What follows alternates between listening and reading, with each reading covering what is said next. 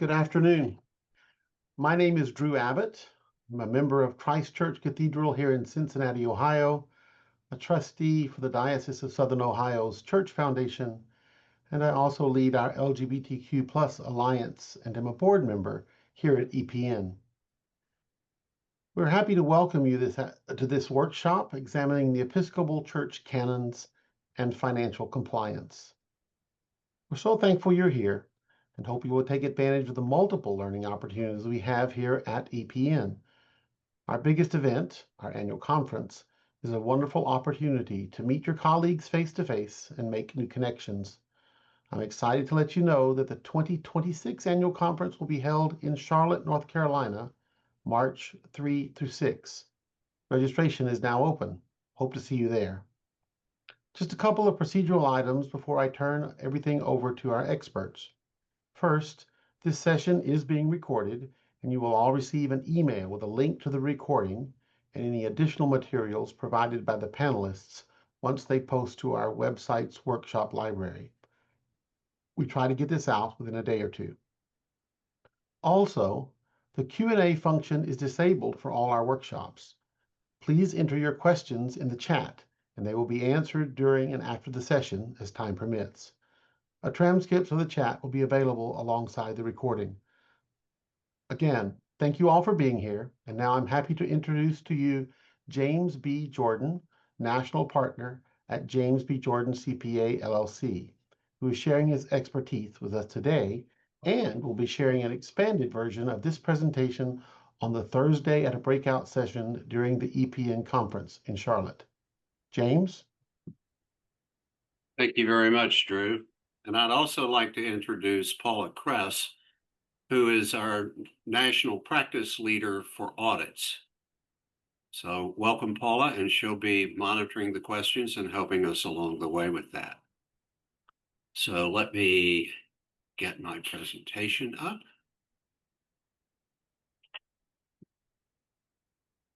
Fiduciary duty. Why you should care about the Episcopal canons for your parish. Just a quick introduction, a little bit further. Our firm is a nationwide firm, literally from Seattle to Key West, Florida. Our only clients are church clients, and we do audits, reviews, compilations, conversions from multiple different systems to ACS on demand or realm. We have consulting for internal control design and for books cleanup. I and Paula are both certified fraud examiners, and we lead fraud investigations for the church around the country. We also have a consulting division that we do entity fraud assessments and also a proactive internal control and design. I'm the author of Financial Management for Episcopal Parishes, published by Church Publishing. It's in its second edition at the moment. It's a how-to book on things that we will talk about today. I lecture at clergy and industry conferences and diocesan and parish retreats and at seminaries. I'm also a member of the adjunct faculty at Emory in Atlanta, General Theological Seminary, in Church Divinity School of the Pacific in the last few years.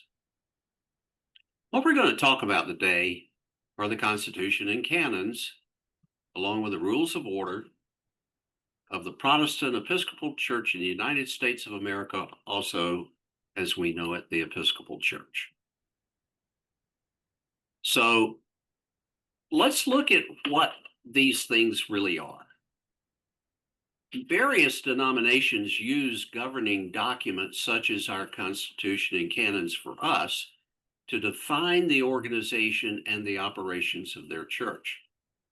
The Episcopal Church, I showed you the Constitution and canons. The Methodists use something called the Book of Discipline. Presbyterian, the Book of Order. The Roman Catholic, canonical law. You get the idea that there is an overarching set of governance that is in place for major denominations. However, canons are not nice suggestions. Their adherence is required. and is what binds us and defines us as Episcopal. When I'm doing some of these sessions with parishes or dioceses, first question out of my mouth is, what makes us an Episcopalian? And the answers invariably will be, well, we are welcoming, or we believe this, or we believe that. And the answer is no. What makes us Episcopalian are the Constitution and canons. That's why we're not Methodist or Presbyterian, Roman Catholic, or Baptist, or non-denominational. So the canons are very important. So what does it mean to be an Episcopalian? It's more than theology. Our identity is shaped by our canons. And according to the National Church, the word canon is synonymous with church law. And they are written rules that provide a code of laws for the governance of the church. And there's your reference from the National Church. Interestingly, clergy and vestries are obligated to follow these rules. They define your roles and responsibilities, and they're in effect for provinces, dioceses, parishes, and others. In fact, if I could retitle this presentation, it's the fiduciary liability, why the parish Episcopal canons need to matter. So let's look at that. Title 1, Canon 14 of Parish Vestries, Section 2. The vestry shall be agents and legal representatives of the parish in all matters concerning its corporate property and the relations of the parish to its clergy. Now, those of you who may be attorneys in our audience know that when you create an agency, you create a fiduciary connection or fiduciary liability to preserve and conserve and protect the property. So vestries by canon are legally the representatives of the parish, which means that they can enact on various expenditures or deposits and make all sorts of decisions, but that if the parish gets sued, more than likely it will be the parish name and the name of the vestry. So in addition to statutory, common, and tax laws of fiduciaries, this canon reinforces that vestry members are also liable for the property, and that involves the money as well as the assets. I like this cartoon from St. Swithun. So when I'm presenting an audit to a vestry and I say something like that, these are very common things that I hear. I didn't know that. Me neither. Oh man, I'm out of here. Where do I resign? Nobody ever told me that. Sue me? Is it too late to switch denomination? I mean, I hear all kinds of things. About a third of the folks go, I'm out of here. About a third just are deer in the headlights. And another third are basically, well, I knew that. But it's always an interesting reaction when you hear that for the first time. And often running for vestry and being on vestry, they kind of don't tell you that. But you need to know. But the clergy are also on the hook as well.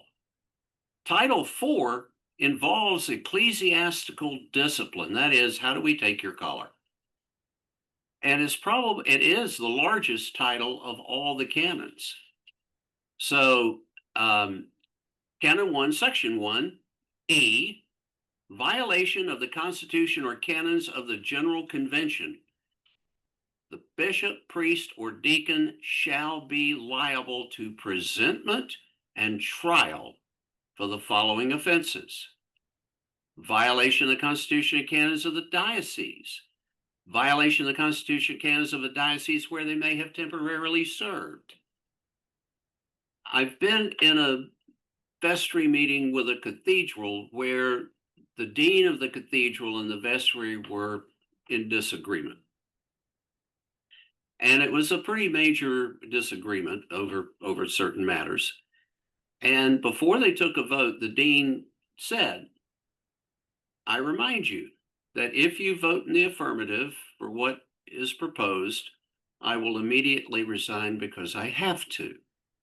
because you would be in violation of canon in a significant way, in his opinion, and I will not lose my collar over your vote.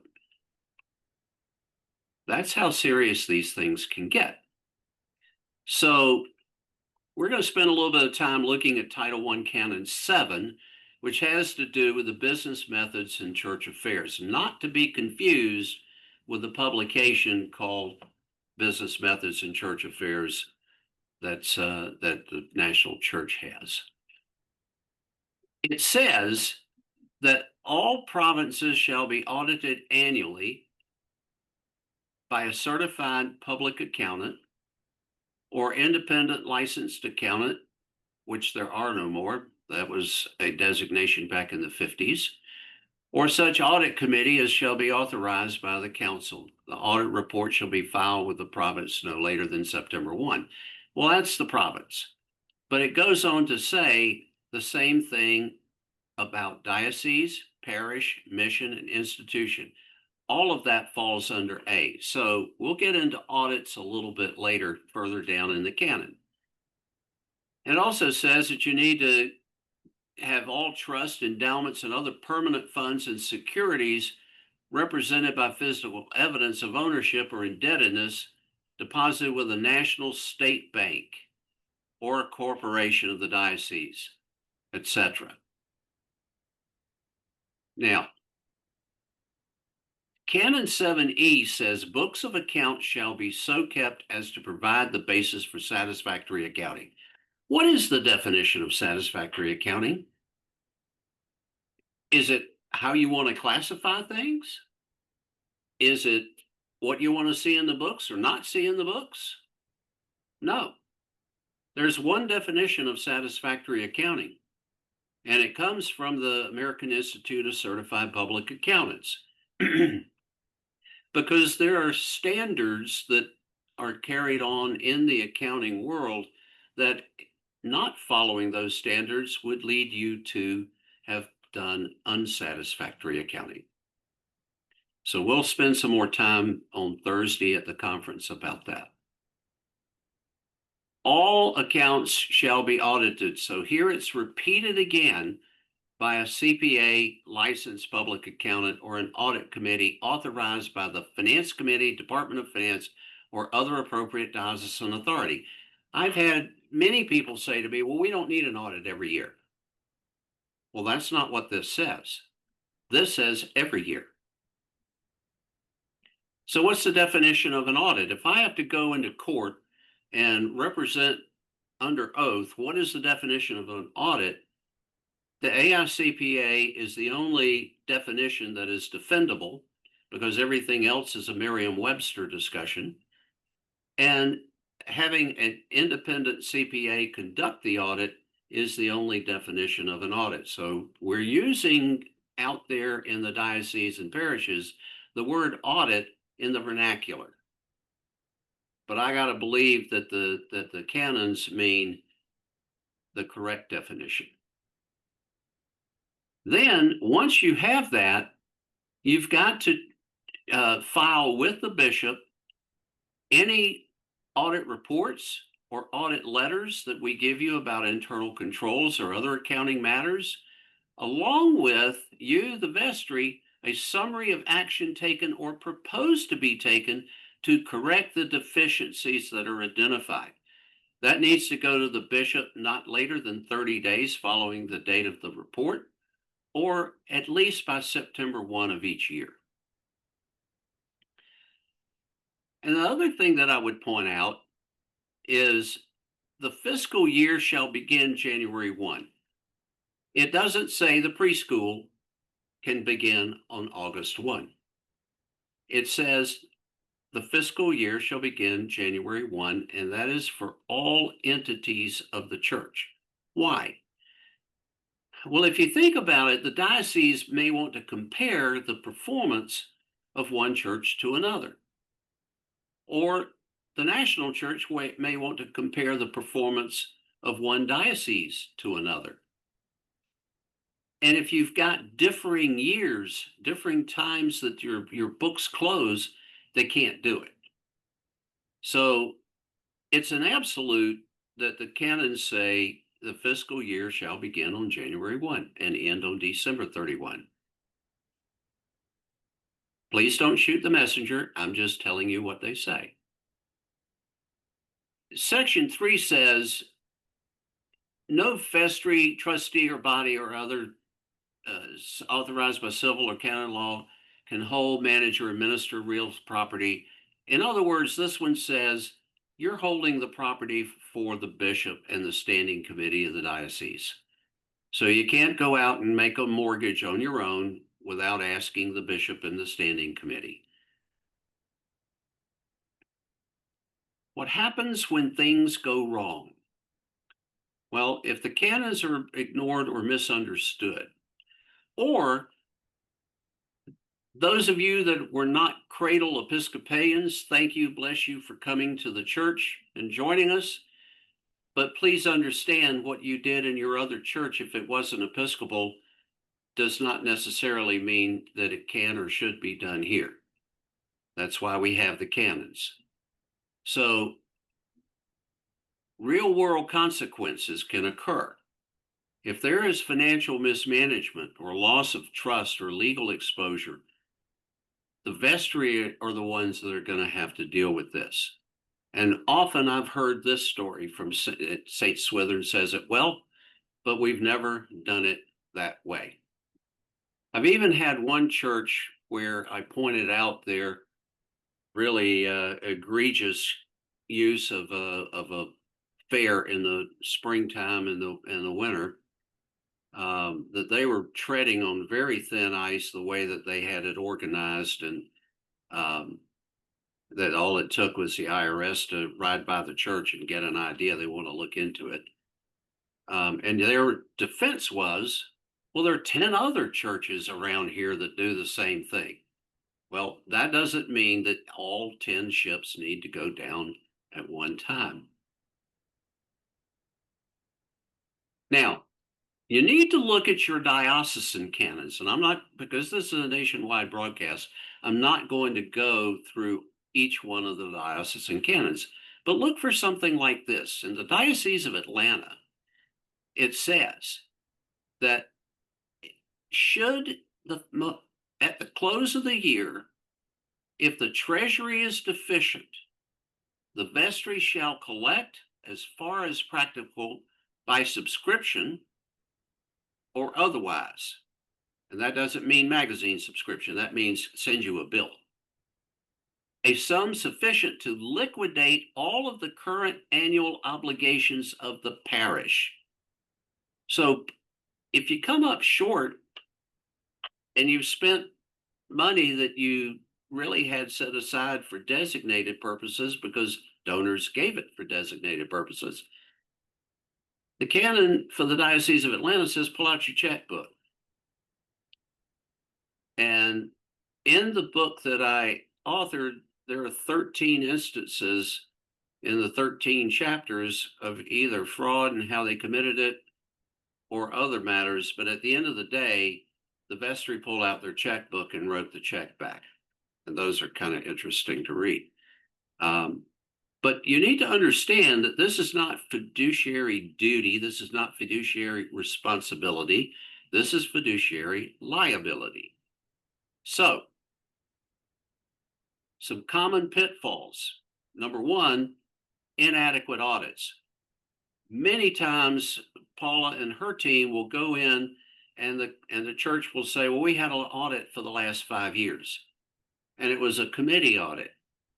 And they were following the checklist in the manual, business manual for church affairs that's in the book that comes out of the national church.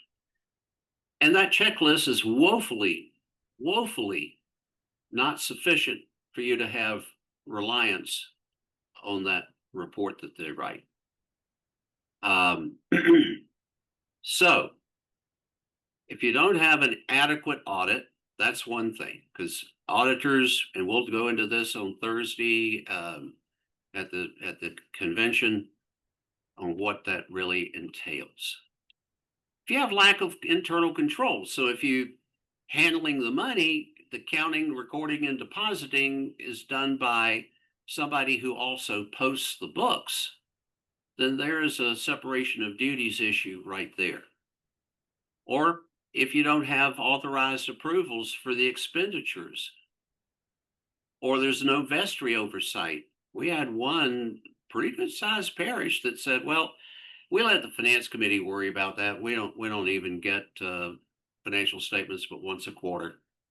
That's not good. That vestry that's not a good thing. Or you use the improper software to keep books. Now, I'm going to get on my soapbox for a second, because the use of commercial accounting procedures and practices when a church is a not-for-profit and has different required practices called fund accounting, the use of that commercial accounting does not provide for the sufficient keeping of the books for a church. There are white papers out there on the internet, or I'll be glad to send you a white paper or discuss it with you at any time. But using QuickBooks and other commercial packages, Sage, etc., for not-for-profit accounting is simply improper. You need to use a fund accounting system made to handle donations from donors and things like that. So, in summary, you need to follow the canonical law. You need to use independent audits, maintain the proper fund accounting and transparent reporting with the proper software. But at the end of the day, it's an issue of liability, not of opinion. So, questions. I've probably hit on a few things that people do have questions about, so fire away. Paula, what you got? I'm sorry, the chat is absolutely quiet. Oh, good. Well, if that's the case, it's one of those St. Swithern events. And let me go ahead and put up my email address, our address, phone number, and invite anyone who wants to reach out to us directly rather than ask some of these questions. We're more than happy to engage in those conversations with you. James, there is a question. It says, do you recommend against using QuickBooks because it doesn't easily support fund accounting? I recommend against using QuickBooks and have for 2 decades. As a fraud examiner, every time, over those 2 decades, somebody has said, I think we have something going on in the church with the books. Every single time it was with QuickBooks. QuickBooks gives you the ability to change a transaction's data once it's done. Once the check is printed, you can delete transactions. You can't do that with some of the fund accounting software like Realm or ACS. You cannot put designated donations in QuickBooks correctly. They need to go down in the net asset section, and frankly, commercial accounting like QuickBooks doesn't even have a net asset section. So yes, I think using QuickBooks is absolutely wrong. We have another question asking you to talk about internal controls for small and very small churches. Good question. Thank you for asking. We developed something called the 3-legged stool of internal control, and it's pretty simple. First leg of the stool says handles money. These are the counters. These are the people that sign the checks. These are the people who carry the money to the bank. They're handling and touching the money. The second leg of the stool says post the books. And the third leg of the stool says anyone who does neither of the other two reconciles. So if you think about it, let's say that you've got somebody counting the money and they also sit down to put in the contributions. And maybe they even on the way home drop the money in the bank. You have just violated two of the legs of the stool because you've got somebody counting money and posting the contributions. We say that because we've seen it occur, and Paula and I can tell you a half dozen different ways for the fraud to occur when those two get crossed. The third leg of the stool, reconciling, makes sure that they're not performing either one of those other two functions. There's not enough time now to cover all the reasons and why that is the case, but that's something that we've developed and spent a lot of time working on. It is, in fact, a chapter in the book itself, so it goes into a lot more detail.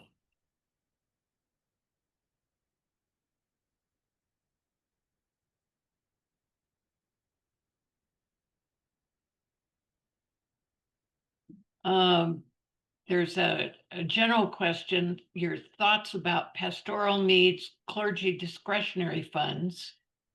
Do you know of any dioceses or churches that have good policies that expand on the guidance in the canons and manual for business methods?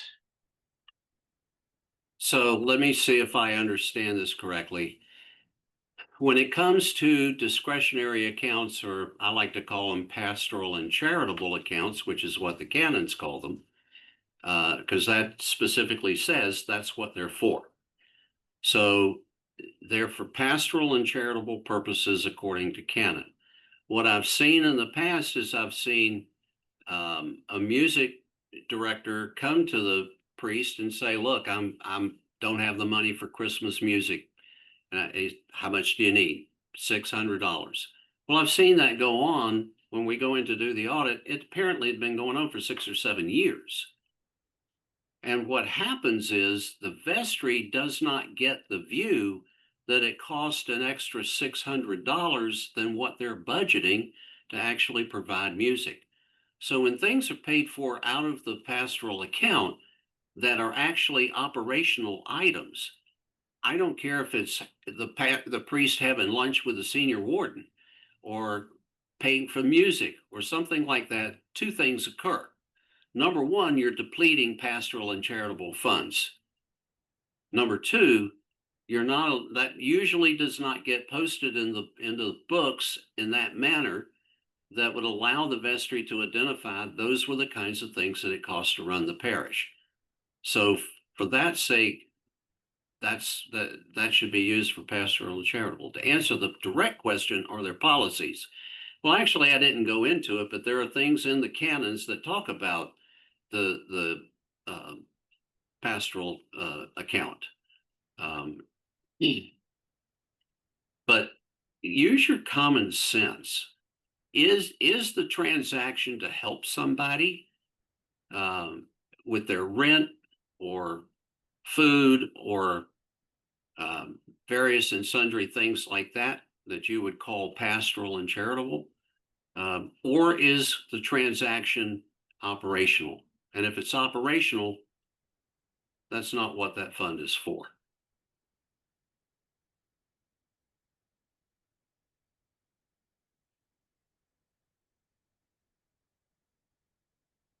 Any other questions? None at this time.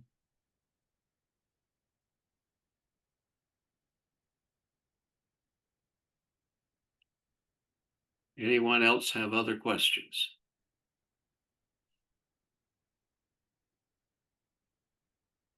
Well, thank you all for joining us. There will be a lot more discussion about this, more opportunity to ask questions, and so forth. And of course, we are one of the major sponsors of EPN, and we'll look forward to meeting you in March in Charlotte. Thank you.